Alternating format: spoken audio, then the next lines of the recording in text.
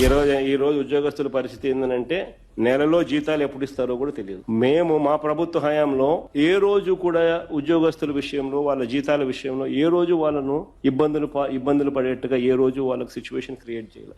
అసలు మా పరిస్థితిలో చంద్రబాబు నాయుడు ఉంటే రాష్ట్రం అతలాకుతలం అయిపోయింది, జీతాలు 2 నెలలు మీరంతా వదిలేసుకోండి, రాష్ట్రం కోసం కాంట్రిబ్యూట్ చేయండి అని చెప్పి పిలుపునిచ్చింది. డెఫినెట్ గా మాక్సిమం 1 నుంచి 2 తారీఖుల్లోనే డిలే ఎవరికన్నా అయితే 4th, 5th లోపల జీతాలు వస్తున్నాయి. ఉద్యోగ సంఘాలు మొన్నే ముఖ్యమంత్రి గారిని కలిసి సంతోషాన్ని వ్యక్తం చేసిపోయారు. ఆయన ఏం చేశాడు, అన్ని బకాయిలు పెట్టిపోయాడు. 20,000 కోట్లని మేము చెప్తే కాదు 26,000 కోట్లు మాకు బకాయిలు పెట్టిపోయాడు ఆయన అని చెప్పారు. ఇవాళ మేము అనుభవిస్తున్నాం, కష్టపడుతున్నాం. ఈ రాష్ట్రం కోసం వాళ్ళు కూడా తపన పడ్డారు. ఈ రాష్ట్రం బాగుండాలి, ఎందుకనంటే అల్టిమేట్లీ మనం అందరం ఈ రాష్ట్రంలో ఉండాల్సిన వాళ్ళం, మనము మన పిల్లలు ఈ రాష్ట్రంలో ఉండాల్సిన వాళ్ళు. వాళ్ళకి ఆ కమిట్మెంట్ తో ఆలోచించారు. గత ఎన్నికల్లో వాళ్ళు కూడా సరైన నిర్ణయం తీసుకున్నటువంటి ప్రజల్లో వాళ్ళు కూడా ఒకరు. ఉద్యోగులను ఎట్లా చూసుకోవాలి, వాళ్ళతో ఎట్లా పని చేయించుకోవాలి అనేటువంటి క్లారిటీ మా ప్రభుత్వానికి ఉంది. చేయగలిగినన్ని చేస్తున్నాం. వాళ్ళకి పరిస్థితులు ఏంటో మనకు తెలుసు. కాబట్టి ఎంప్లాయీస్ ఇవాళ హ్యాపీగా ఉన్నారు. దాంట్లో జగన్మోహన్ రెడ్డి గారు హ్యాపీగా లేరు.